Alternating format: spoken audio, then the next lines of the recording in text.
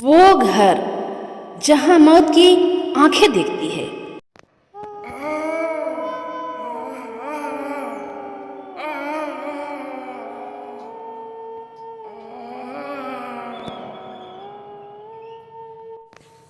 मैं एक पुरानी रिपोर्टर हूँ। 25 साल से अखबारों में अपराध रहस्य और अज्ञात घटनाओं पर लिखता आया हूँ, लेकिन आज मैं ऐसी कहानी सुना रहा हूँ जिसे मैंने कभी लिखने की हिम्मत नहीं की और शायद कभी नहीं कर पाऊंगा। ये कहानी मुझे एक बूढ़े पुलिस अधिकारी ने सुनाई, जिसने 1987 में उस घटना की जांच की थी। वो आज एक अस्पताल में है। उनकी आंखें अब धुंधली है, लेकिन जब भी वो उस घर का जिक्र करते हैं, उनका चेहरा सफेद हो जाता है, जैसे कोई अदृश्य हाथ उनके गले को दबोच रहा हो। और ये कहानी वो घर है। 1987 की गर्मियां थी। बिहार के एक छोटे से कस्बे बाली नगर में एक पुराना अकेला 4 मंजिला घर था। इसका नाम था महाराजा रामचंद्र भवन। इसका मालिक था रामचंद्र दंत, एक अमीर विचित्र आदमी। वो एक समय एक बड़े जमींदार थे, लेकिन 1960 के दशक में एक अज्ञात बीमारी से उनकी पूरी परिवार मर गई। बच्चा था सिर्फ वो। उन्होंने घर को बंद कर दिया। दरवाजे पर लकड़ी के तख्ते लगा दिए। दरवाजे पर एक बड़ा लाल चिन्ह बना दिया, एक मानव आंख का चित्र जिसकी पुतली बाहर की ओर देख रही थी। लोग कहते हैं ये घर श्रापित है, जो भी अंदर जाएगा वो नहीं लौटेगा। लेकिन 1987 के अगस्त में एक अज्ञात व्यक्ति ने इस घर को खरीद लिया। एक दिन बालाजी नगर के एक अखबार में एक छोटा सा विज्ञापन आया।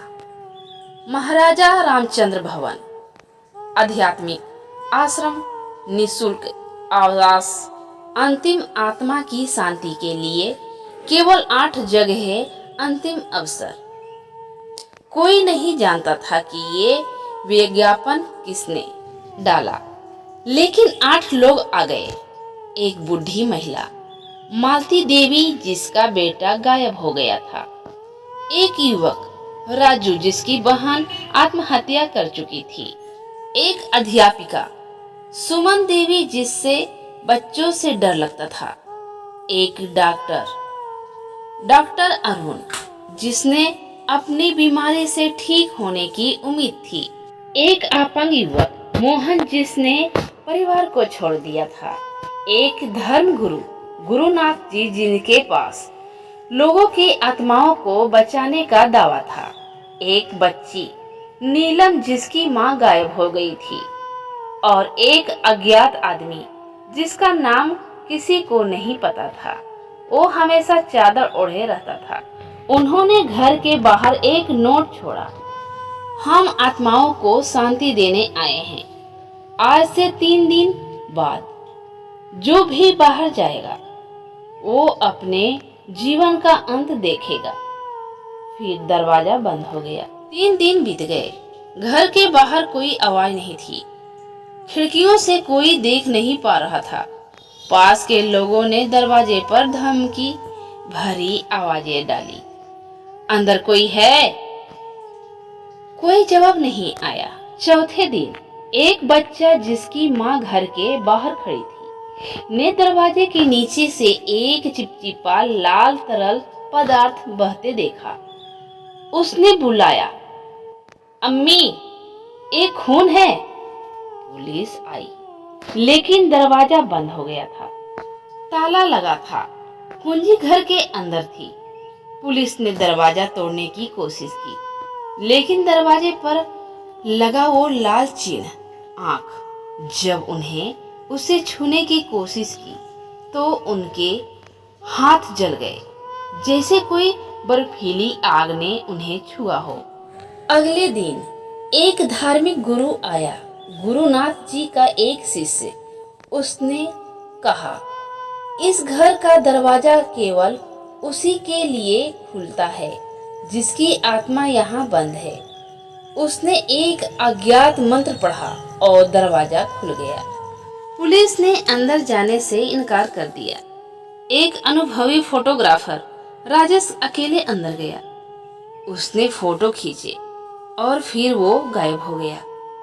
अगले दिन एक अनुभवी FIR ऑफिसर कप्तान विजय सिंह ने अंदर जाने का फैसला किया। उसके साथ 2 अधिकारी थे। वो अंदर गए और 3 घंटे बाद वो बाहर आए, लेकिन उसमें से 2 लोग जिंदा नहीं थे। उनके शरीर खाली थे, खून नहीं था, अंग नहीं थे, बस त्वचा, एक खोखली त्वचा, जैसे कोई उनकी आत्मा निकाल चुका हो और शरीर बच गया हो। तीसरा अधिकारी कप्तान विजय बेहोश था।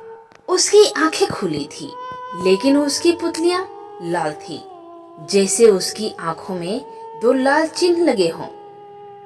उसने बार बार दोहराया, वो आंखें, वो आंखें, वो देख रही है। अगले दिन वो भी मर गया। उसके शरीर में कोई चोट नहीं थी, कोई बीमारी नहीं थी, लेकिन उसकी आंखों के अंदर 2 लाल निशान थे, एक आंख का निशान। पुलिस ने घर को बंद कर दिया। सभी 7 लोग जिन्होंने अंदर जाने का फैसला किया था मर चुके थे, लेकिन जब घर के अंदर जाने की कोशिश की गई तो कोई शव नहीं मिला, कोई खून नहीं, कोई लड़ाई के निशान नहीं, कोई बर्बरता नहीं। बस 8 लोग अंदर गए, 7 लोग बाहर नहीं आए। एक आदमी जिसका नाम किसी को पता नहीं था, वो अंदर गया और वहीं रह गया। महाराजा रामचंद्र भवन। 8 व्यक्ति अंदर गए, 7 बाहर नहीं आए। कोई शव नहीं, कोई खून नहीं, कोई अपराध का साक्ष्य नहीं। घर अभी भी बंद है, दरवाजा अभी खोला नहीं गया, क्योंकि जब कोई भी दरवाजा खोलने की कोशिश करता तो वो अंदर की ओर खुलता नहीं, बल्कि बाहर की ओर खुल जाता है। एक बार एक इंजीनियर ने दरवाजे के लिए एक बर्फ का टुकड़ा रखा, जिससे दरवाजे खुले। अगले दिन बर्फ गल चुकी थी और दरवाजे पर एक नया चिन्ह बन चुका था, एक नया आंख का निशान। लेकिन इस बार वो आंख अंदर की ओर देख रही थी और उसके नीचे लिखा था, तुम आए थे, जब भी हो गए।